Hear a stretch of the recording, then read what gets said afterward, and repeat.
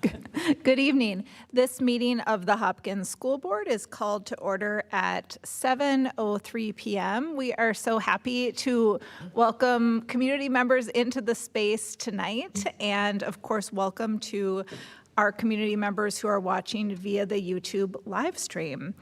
Clerk Ross is joining the meeting remotely this evening, so if you don't see him at the table, but you hear his voice, that is why. Let's go around the table before we get started here and introduce ourselves. We will start with Director Hartland. Good evening, everybody, and thank you very much for joining us today. I am Director Rachel Hartland, and I have 3 kids who are in their 8th, 6th, and 4th grade years here in Hopkins. And my spouse and I open enrolled our oldest back in 1st grade after we considered all of our metro options, and then we moved here shortly thereafter when it was confirmed that this Hopkins School District is our perfect academic community and values match. And we've now lived here for about 7 years, and I am proud to be in my 2nd year on the board. Hi, everyone. My name is Katie O'Shea Peterson. I have 2 children in the district. I have a 6th grader and a 7th grader at North Middle School, and I am rounding out my 4th year on the school board. Hi, everyone. My name is Steve Adams. I'm in my 12th year of the school board and a parent of 2 grown adult children who attended the Hopkins School District K through 12. Good evening. I'm Rhoda Mary Perry Reed, Superintendent. I have a 6th grader at West Middle School and a son who is a sophomore at our high school. And I wanted to also welcome our friends and colleagues from adult education. Welcome. Good evening. I'm Jen Westmoreland, she, her. I currently serve as chair of the Hopkins School Board. I have been on the board for 6 years. I have a 12-year-old at West Middle School, and I am a proud graduate of Hopkins High School. Hi, everyone. My name is Shannon Andreessen. I parent 2 students who one is a recent grad of the Hopkins schools, and I have a sophomore at the high school. Hi, everyone. My name is Tanya Khan. I have had 2 kids in the district. Both of them graduated, and now they are currently studying at the University of Minnesota. I've been a resident of Hopkins for over 12 years now, and the things that I really loved about Hopkins is that it has such high academic standards, and they were really welcoming of my family, and they're very multi-ethnic, accepting, and sorry, I just got here, so. And I just really love Hopkins. Thank you. Great, thank you. We have 2 other really fantastic people at the table tonight, our student board reps, and a student board rep joining us via YouTube or via Google Meet, and we will hear from them here shortly. So our next agenda item is open agenda. This is typically one of the times during our meeting when we hear public comment from community members. So our board believes that hearing from our community is really crucial for advancing Vision 2031, which is our strategic vision. So our community members have 2 options for giving public comment to the school board. You can attend in person and fill out a comment card and hand it to me before the meeting begins, or you can call and leave a voicemail before 4 p.m. on the day of the meeting, and that voicemail will be played publicly during the public comment period, and there are instructions for how to do that in the board packet that's posted online. I did not receive any cards, and nor did we receive any voicemails this evening. So we will move on to our reports, and we'll start with our student board representatives' reports. Okay, thank you so much. I'll begin. My name is Elif. I'm the senior representative for this Hopkins School Board. And this week, we have a couple of things going on at the high school. We have a Barbie movie showing, which is going to be like a drive-in movie theater, and I believe it's tomorrow. And students can get their tickets in the mall of the high school. We also have student council elections going on, so if you walk into the high school, it's filled with posters everywhere, which is great to see a lot of new student involvement from younger kids. And then we also have clubs beginning to meet. BSA, the Black Student Alliance, had their first meeting today. HHS for Choice, which is the club that I'm a part of, is having a meeting this week. Letters of Love had a meeting, and Earth Club has been actively having meetings. We have a football game on Thursday. Then we also have PSAT registration for juniors on October 24th. And it's really important that we get students to register for this because it helps them find out if they can qualify for a national merit, and it also prepares them for SAT and ACT. Then we also have many early decision application deadlines due in less than a month. So this applies to our seniors who will be applying to college. And I, along with many other seniors, have been working with Dr. Cool and some English teachers, including Ms. Okar, with assistance in the Common App and writing essays. So it's a pretty stressful time, but it's fun. Thank you. Thank you so much. Any questions for Elif? Thank you. Grace, are you next? I am. Hello, everyone. I'm Grace Riley. I am the other 12th grade senior representative on the board. We had our first lockdown drill of the year on September 28th. I am told that all went well. We have a treats and sneaks dance that the BSA, or Black Student Alliance, is putting on the 27th. Treats, of course, being Halloween themed, spooky, scary, everything like that. And then the sneaks part of treats and sneaks, you are encouraged to wear your best footwear. So that should be very fun to see. We are still working hard to find you guys some new representatives. We are still conducting interviews. Director Hartland and Director Khan have both been able to visit and be a part of that process, which has been extremely helpful. So thank you to both of you for that. Infinite Campus graduation, there was a little memo last time that I sat at the board that came up that said certain people weren't on track to graduate when it turns out that they actually were. That has been resolved, so we are very happy to see that. And then just kind of on a personal, I guess, class highlight, in Miss Saturn's AP Psych class, we got to see 3D models, 3D printed models of various animal brains. And then some grad students from the University of Minnesota actually brought in a real human brain to see. So that was kind of cool, but also kind of gross at the same time. So, yeah. And then, as Chair Westmoreland mentioned, Mia is online as well. Great, thank you. Any questions for Grace? Hi, Mia. Hi, can you guys hear me? Yes. Yes. Okay. Hi, my name is Mia, and I'm the junior representative. On September 15th, there was an ethnic studies field trip, and they basically just went to Minneapolis. I don't remember the exact location, but I do know that they visited George Floyd Square. And the day after the field trip, they had a guest speaker, I'm pretty sure, who came in, and she basically talked about her struggles as a Black person.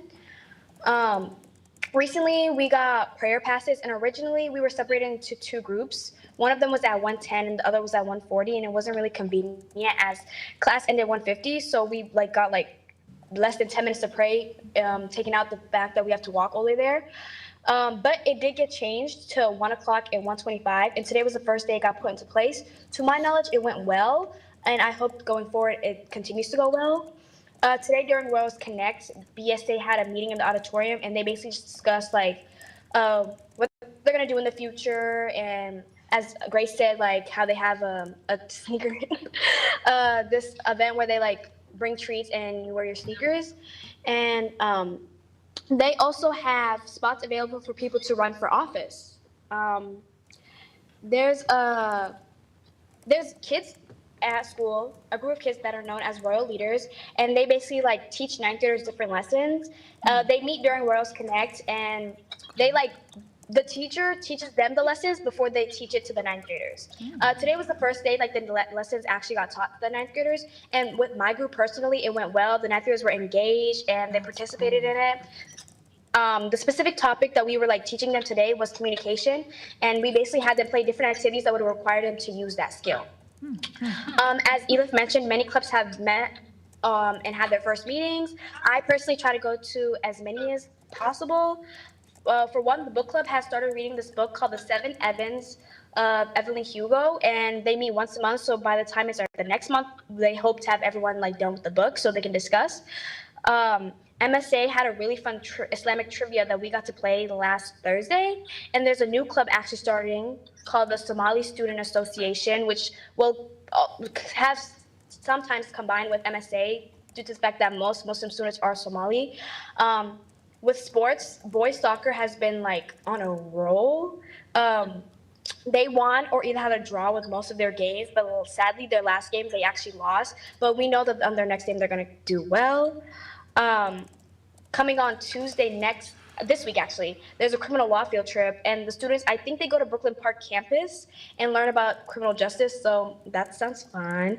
And then October 11th, my friend actually let me know that there's a Native group. The Native group is going on a field trip to the U. I don't know much about it, but once it happens, I will try to figure out like what happened and what they did on that day. And then on Thursday, October 5th, we have a football game against Roosevelt, which is at home. So, I mean, if anyone wants to watch, feel free to come. Thank you. Wow, thank you, Mia.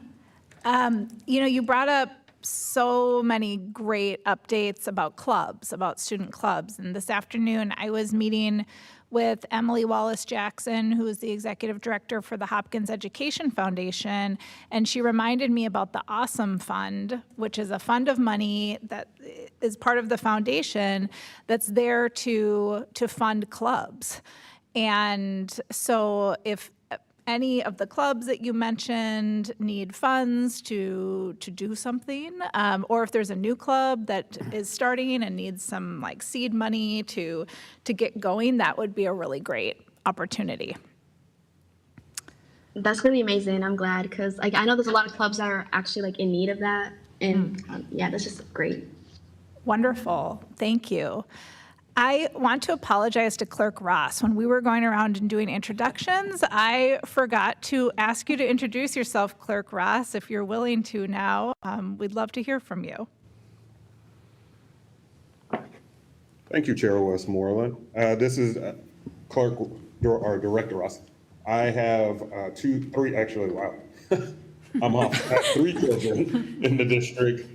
My apologies, kids, even though Dad is not physically there, but virtually. So I got 2 5th graders and 1 2nd grader. And I've been in Hopkins School District now for the past 7 years with my oldest kids. And we moved here from St. Paul, and we enjoy our experiences that we've had thus far at Hopkins. Thank you. Thank you very much. And again, I apologize.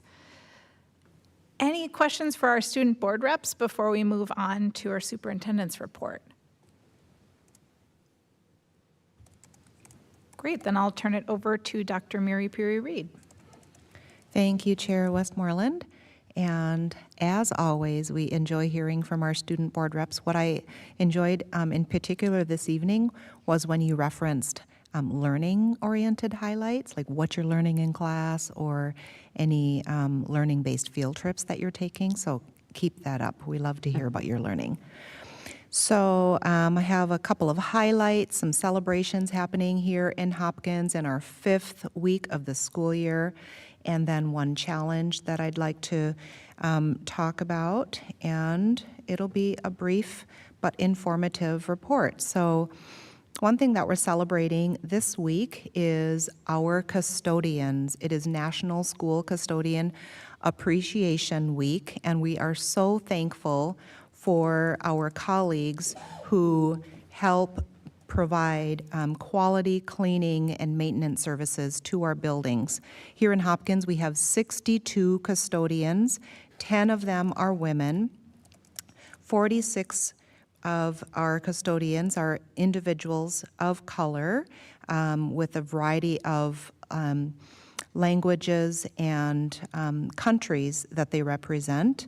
And about 50% of them have less than 10 years of experience, but 19 of our custodians have more than 10 years of experience, 8 have more than 20 years of experience here in Hopkins, and 4 of our custodians have been here for more than 30 years. So we are very grateful to our custodians for their very high-quality service. Each of our custodians is responsible for about 30,000 square feet to clean and provide maintenance, and so they work very, very hard, and they take a lot of pride in their work. I asked their supervisor, Mark Parsons, what are a couple of stressors for our custodians. One is that when they're short-staffed, they experience a level of stress because they have to cover for one another when they're not all available. And another factor that might contribute to a higher stress level is learning new equipment. So for example, there are battery-operated vacuums, which make their work more efficient, but there's a learning curve that they have to be on in order to use those effectively. And then they learned a new technique for cleaning our terrazzo floors, which saves our district about $30,000 a year with this new process to clean the floors. So thank you, custodians and building engineers, for your amazing service. We really appreciate you.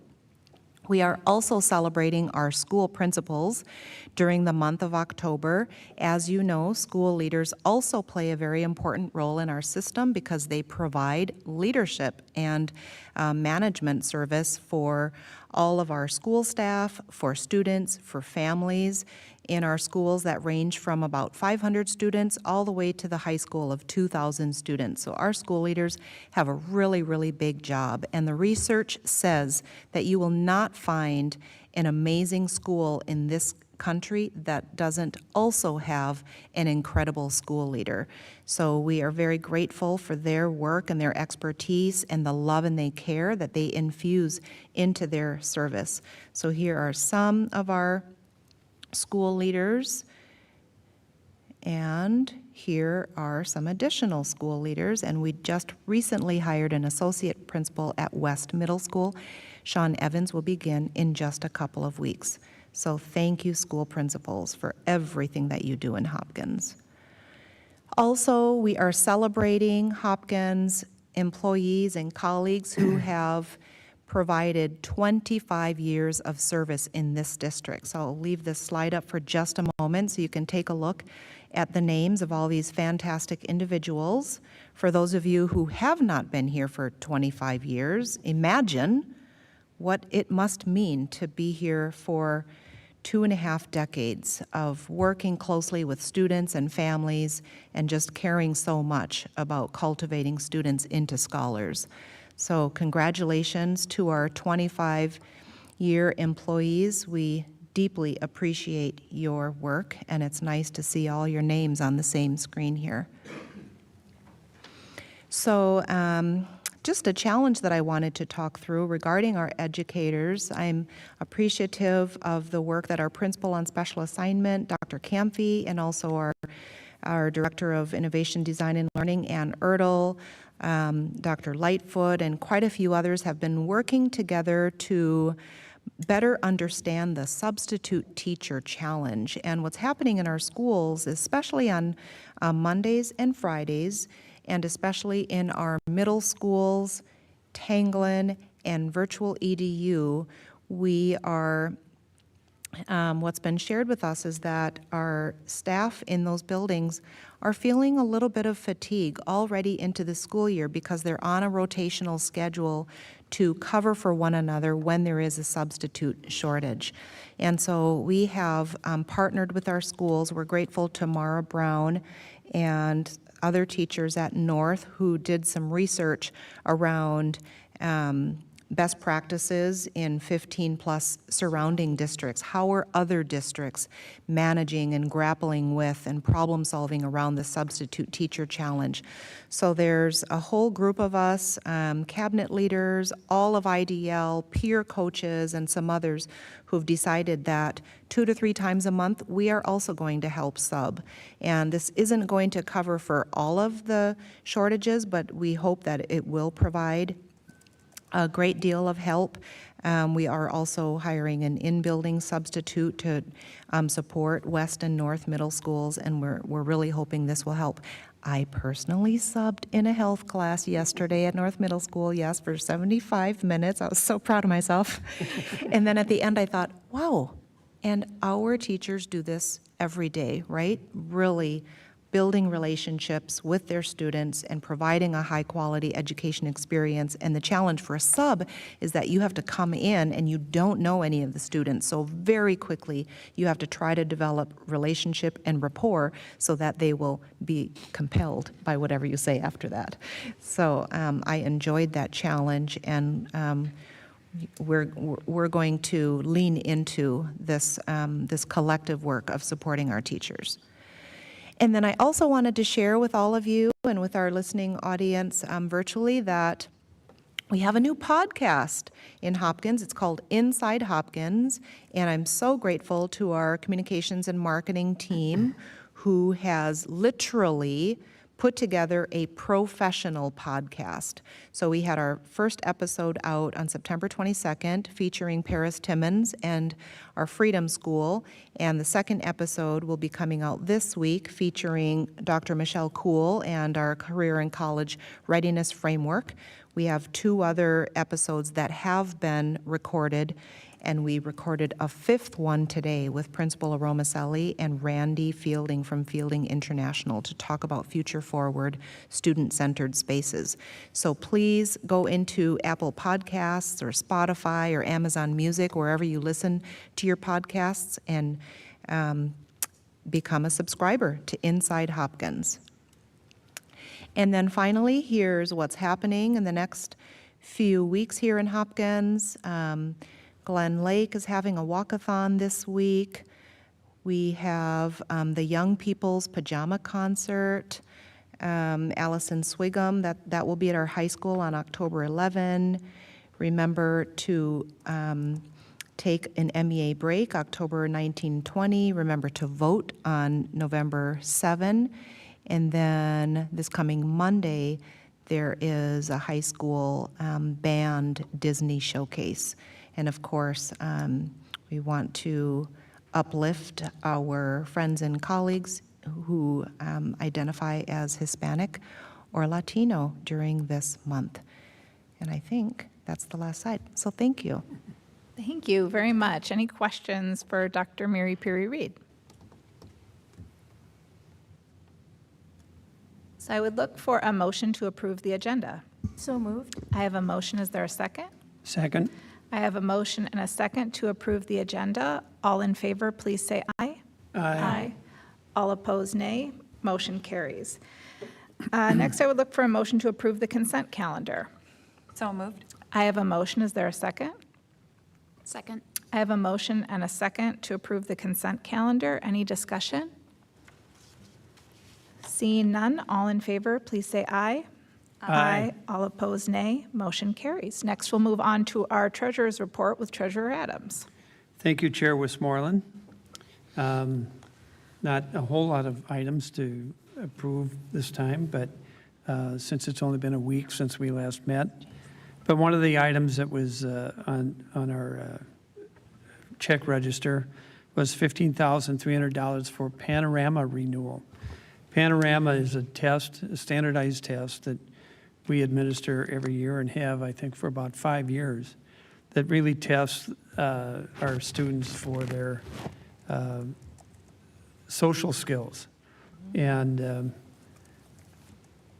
our students seem to rank very high every year that we take this, at least in the top 10%, and that's worldwide. So I think it's worth continuing to administer the Panorama renewal test. We spent $600 for 6 bass bows for the orchestra. And as an indication of the kind of support that we offer to private schools in the area, we spent $7,647 for instructional materials for Good Shepherd School in Golden Valley, and another $1,944 for instructional materials for Breck School in Golden Valley. In support of our ongoing project for our ERP software implementation, we paid a consultant $34,440 to develop the project plan. Being as it's football season, we spent $1,320 for football officials. And finally, we spent $175 to train a staff member to obtain a drone license. So that will be exciting, I'm sure. So with that, I move that we approve total disbursements in the amount of $1,905,974.50 for the period of September 21, 2023 through September 28, 2023. I have a motion to approve the treasurer's report. Is there a second? Second? I have a motion and a second to approve the treasurer's report. Any discussion? Seeing none, all in favor, please say aye. Aye. All opposed, nay. Motion carries. Next, we'll move on to new business. Our first agenda item under new business is policies and first read, and we'll invite Assistant Superintendent Lightfoot to the table, and I will turn it over to Vice Chair Andreessen. Thank you, Chair Westmoreland. Before the full board this evening are policies that were driven largely by changes in legislative state law, and that we are altering our policies to be in compliance with those. The Policy and Monitoring Committee reviewed these policies, and I just want to remind our community and also the board that we look at these, all policies that come before the committee with our equity lens in mind, and the important questions that we ask are, what are the equity impacts of this decision? Who will benefit from and or be burdened by this decision, and are there strategies to mitigate any unintended consequences of this decision? So these three policies are in Policy 509, enrollment of non-resident students, Policy 515, protection and privacy of student records, and then we also looked at our 534 school meals policy, which obviously needs some adaptations given that we now have universal school meals in the state of Minnesota. So I will turn it over to Assistant Superintendent Lightfoot to present each policy and welcome your questions and feedback. Good evening. Good to be with you all. We have three this evening that are really based in the statutory changes as was outlined. We'll begin with 509, which is the enrollment of non-resident students. Specific information was conducted at the state legislature this year. What you see are the specific items that have been updated as a result of that. You will see that we have our policy and our original policy reflecting the changes, and you will see that we also included the revision with the Minnesota School Board's Model Policy 509. So with that, I am available for questions on the enrollment of non-resident students.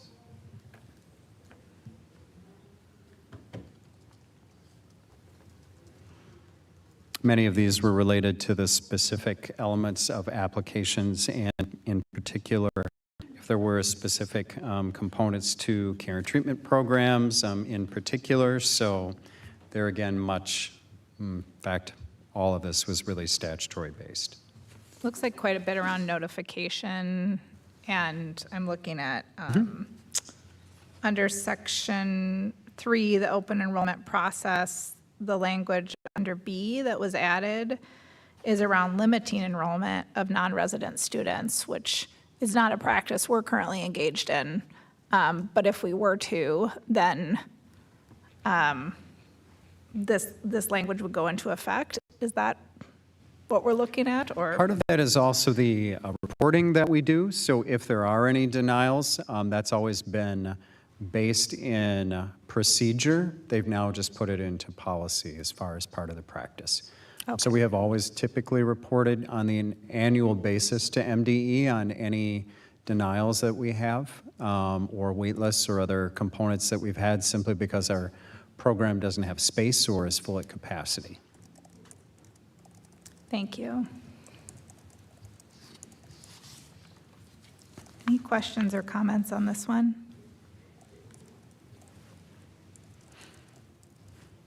All right, then 515 is the data privacy, protection and privacy of student records. There were specific changes that were made here under Minnesota statute. In particular, most of that change was really directed at directory information. Directory information is information that is considered to be public information, and the change that was done differentiates information that is public under federal guidelines versus what is available under Minnesota guidelines. The change in particular that was made was that student information is not available in particular under Minnesota regulations.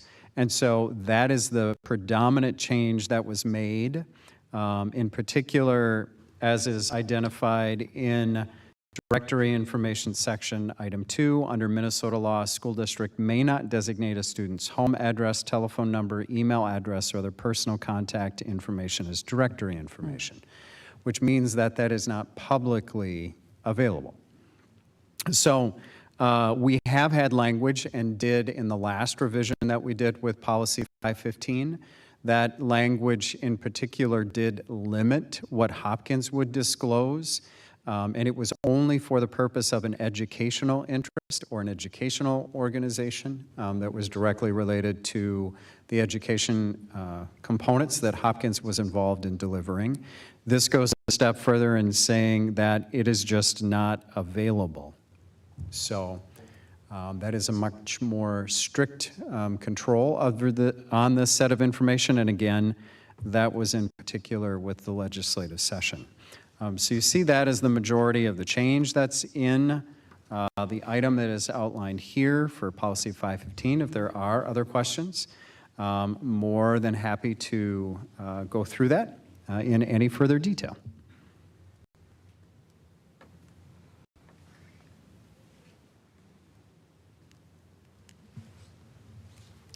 All right. Okay, I think we can move on. The last policy we did some work on. Some of the changes you see here, some are still in process. This is Policy 534, which is the school meals policy. The changes that were made were really in general with the whole shifting of any previous requirement for payment, and the processing of payment is now under new guidelines that are part of the universal meal language that came forward through the legislative session. So much of the change that you see here is contained. There are still some additional changes that we are working on. Part of it means that we will be looking at some additional language around any items that might be necessary for identifying what is a meal, how do we identify that a meal is breakfast and lunch. We wanted to get in detail a little bit more clearly with that.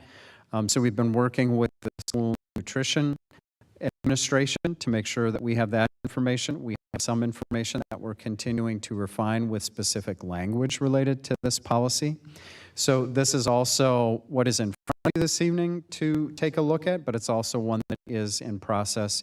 And we'll have a little bit more information in second read that we can bring to you as well.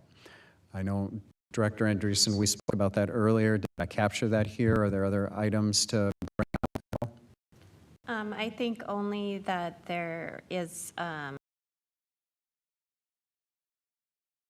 practice around where a la carte items or a second meal is available.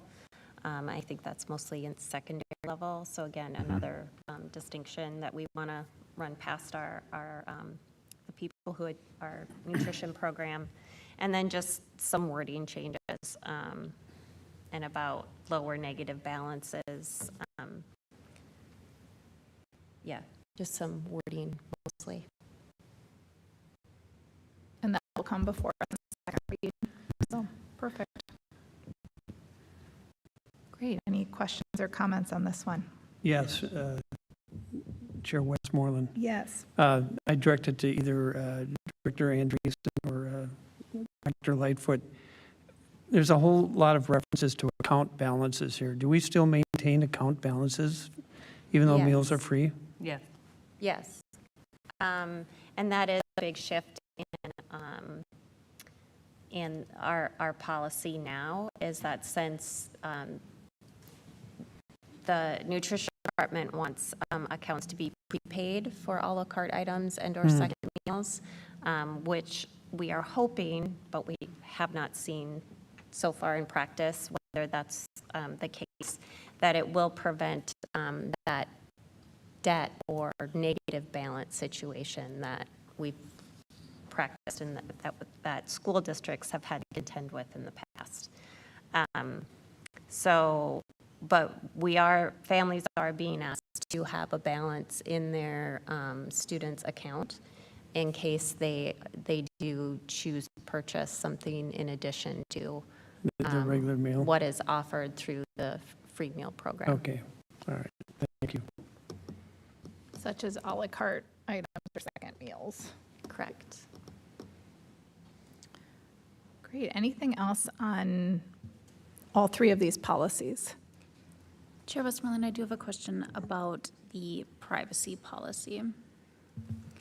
I wondered, first of all, I wanted to point out if any community member is watching this, because I find this policy a little bit hard to follow personally, and wanted to point out that rights that are pointed out is that parents can review the information that is kept by their students and also can make requests to kind of amend or even opt out of some data sharing. And I was wondering, first of all, or secondly, I guess, I'm glad to hear that the state of Minnesota has taken this issue pretty seriously. And I know cybersecurity and the places and the manner in which we do share data is a potential for data breaches that have impacted our local school districts. And now to my actual question was, are there IT processes or HR processes that are in addition to this that kind of ensure that our vendors, the people that we do partner with, and there's a list of the variety of partners we might have and the reasons and the info that might be shared with them, but where we ensure that they also are compliant and meet our standards there? Yeah, it's an excellent question, and if necessary, I believe Director Wetter is here as well, who can speak to that IT process and the review of apps, and maybe Director Wetter, I might call you up to identify that process specifically, but I can speak to the data element, and it's an excellent point, because part of the work that we do with any of those that we subcontract with or that we work with is that a key component of that agreement for any data sharing agreement runs by me as the data officer for the district, and so any contractual component is governed under the language that we work through with that agreement, and that agreement automatically must comply with Minnesota statute. So we go through, we review that language to make sure that anything that we are working with is specifically for an educational purpose that is within the general operation of the school district.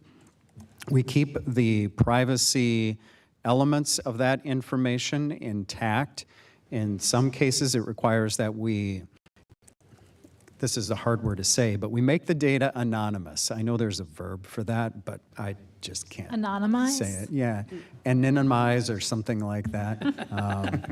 But I won't get to that level. The work that we do is, if we are working with any data, we make sure that it's anonymous, we make sure that it's de-identified, and we go through all of those elements to make sure that we have that in place. De-identified. De-identified, does that work? We think it's de-identified. Okay, good. So that, I would say that is a particular way in which we look at the specifics of any kind of vendor relationship. As far as it's related to data that may be contained in working with applications, there are additional reviews that those items go through. Yeah, and that has changed also quite a bit in the last 2 years. There's the, which you highlighted already, kind of that relationship between cybersecurity and privacy. And while they're separate items, they certainly are entangled. And in the spring of 2022, the Minnesota legislature passed a data privacy, an education-specific data privacy, requiring every school district to review all of our apps that have any student information shared within them. Wasn't a lot of time to do that. It was due that fall, and we did here at Hopkins review all of our applications that have any student data moving to them or from them.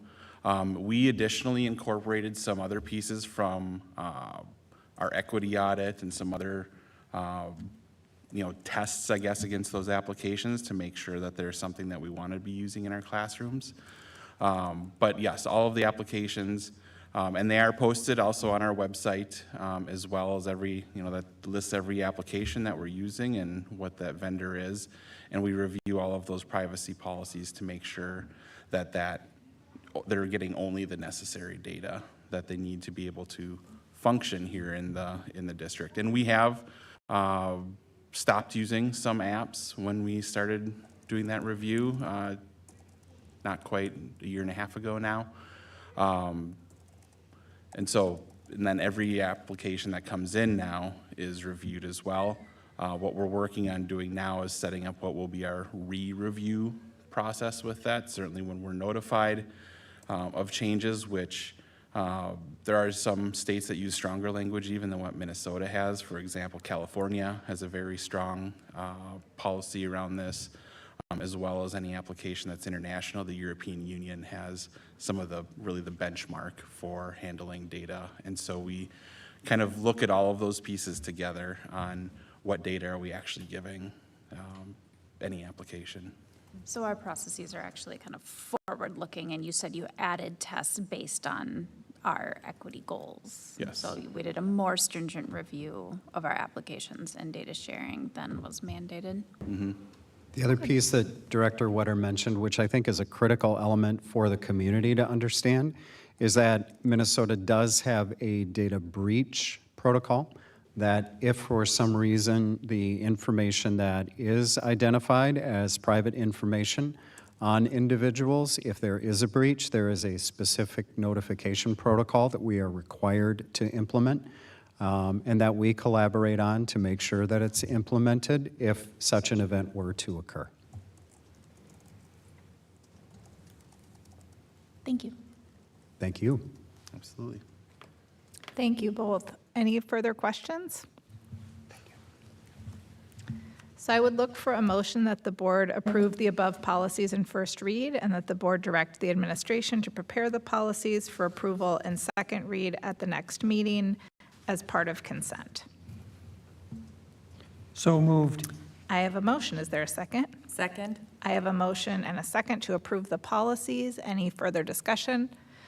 Seeing none, all in favor, please say aye. Aye. All opposed, nay. Motion carries.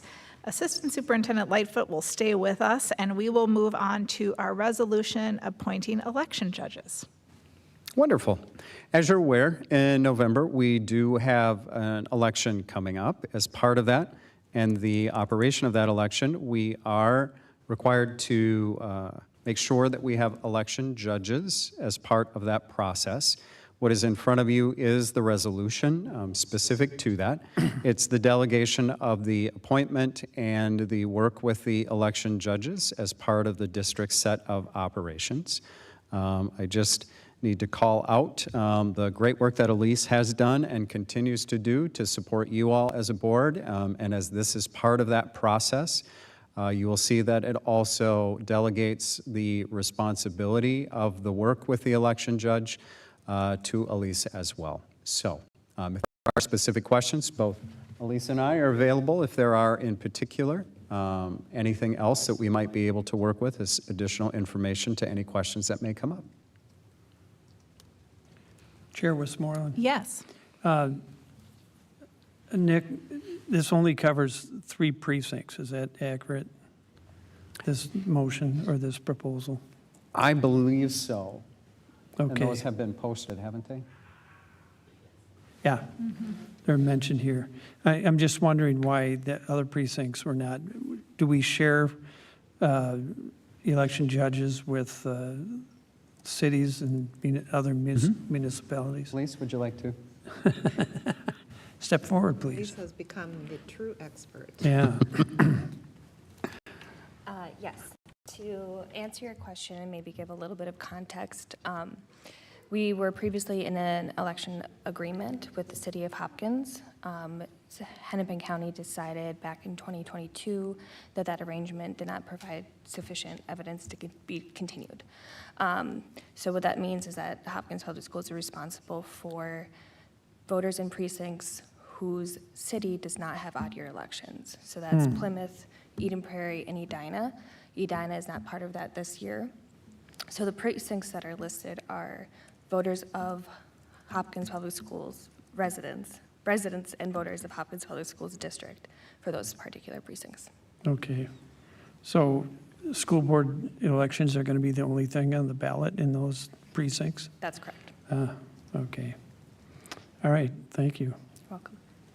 Thank you, Elise. And I want to mention too that Elise has put some great information on the school board page of the district website about voting in school board elections, both voting early and voting on election day, which is November 7th. So thank you very much, Elise. Thanks for all your work, Elise. Yeah. Any other questions? So this action requires a roll call vote, just in the interest of avoiding tech problems and simplicity. We have asked former Clerk Peterson to reprise her role, reprise is the French pronunciation, in case you're wondering, her role as clerk and do the roll call vote for us. It's an honor. I'll start with you, Director Ross. Aye. Director Khan. Aye. Vice Chair Andreessen. Aye. Chair Westmoreland. Aye. Treasurer Adams. Aye. Director Hartland. Aye. And Director Peterson. Aye. Thank you very much, Temporary Clerk Peterson. We have 7 ayes, 0 nays. Motion carries. Thank you, Assistant Superintendent Lightfoot. Next, we'll move on to our board member reports. We did just meet last week, and I'm sure people have done things over the past week too. So I want to open it up to you. I'm going to jump in. Great. Go ahead. No. I just wanted to get in before Steve. I got nothing, so. Okay. So I'll just start off with tonight. There was a great event here at Eisenhower provided through our Indian Ed department with an organization called Nashki who run Native Games.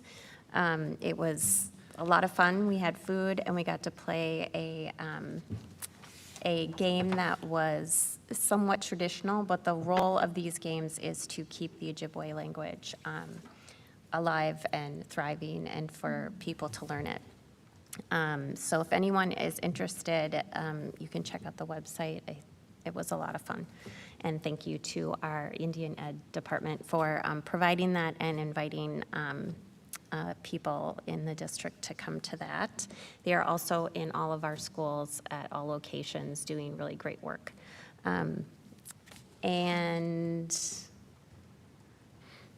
Next week, tomorrow night is the League of Women Voters candidate forum for Hopkins School Board, so please tune in or come and attend that event. It is at Hopkins City Hall. It's rescheduled. I have just signed up to for a conference through AMSD in November 9th, and it's embracing student-centered learning and artificial intelligence. And what's really great about this conference beyond the topic is one of the staff members from District 287 will be a keynote speaker there. I hear he's excellent, so I can't wait to attend that.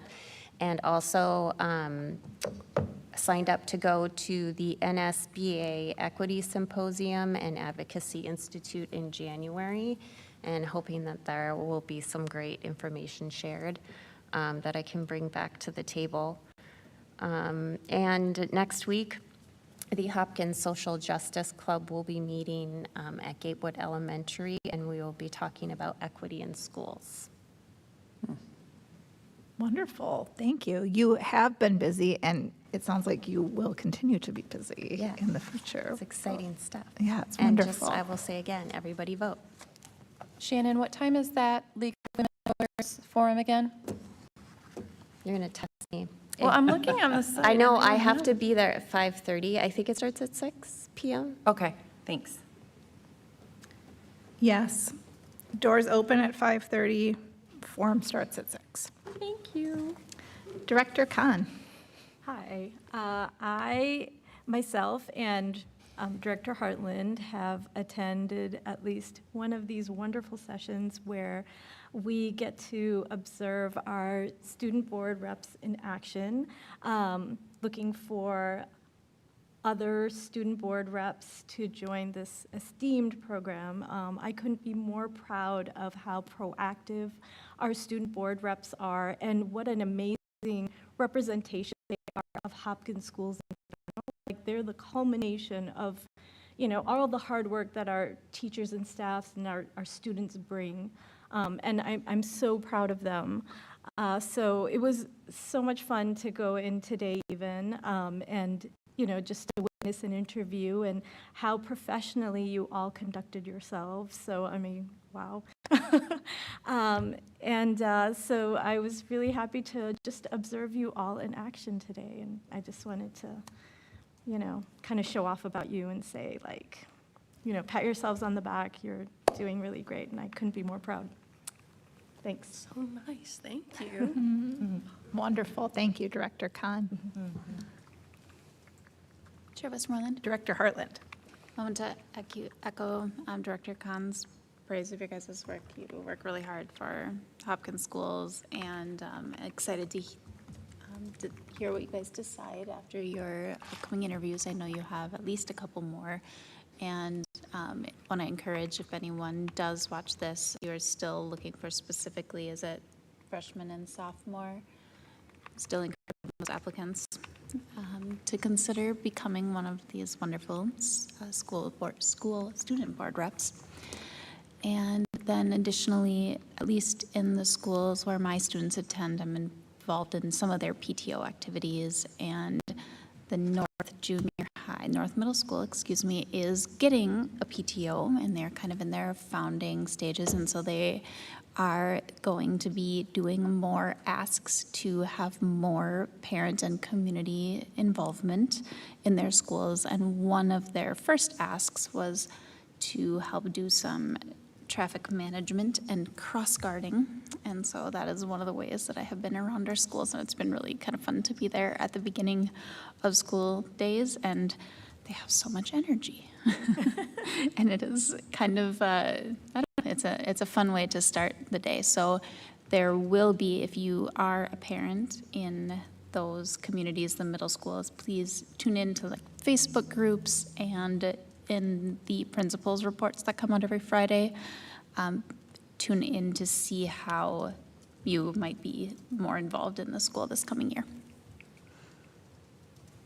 Wonderful, thank you.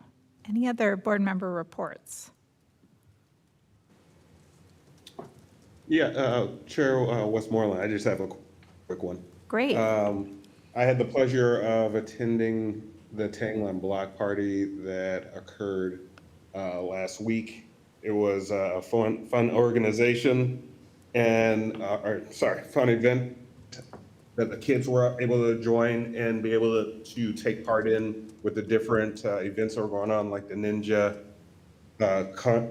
course, as well as some of the food that was there, and saw a few of the community members getting some good food to eat, and their kids being able to play with their fellow students.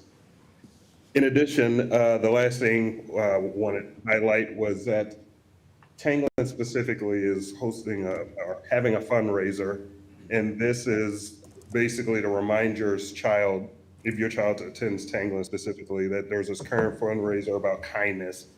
And then kids are encouraged to do as many acts of kindness as they can, and they should be logging these acts using their electronic device. So then, obviously, this will help them notice any particular acts of kindness, and then they can self-report these kindness.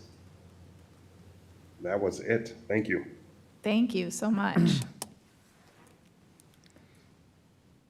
Last call. Okay, well, with that, I would look for a motion to adjourn. So moved. I have a motion. Is there a second? Second. I have a motion and a second to adjourn. Any discussion? Seeing none, all in favor, please say aye. Aye. All opposed, nay. Motion carries. This meeting of the Hopkins School Board is adjourned at 7:59 PM. Thank you very much. That's right.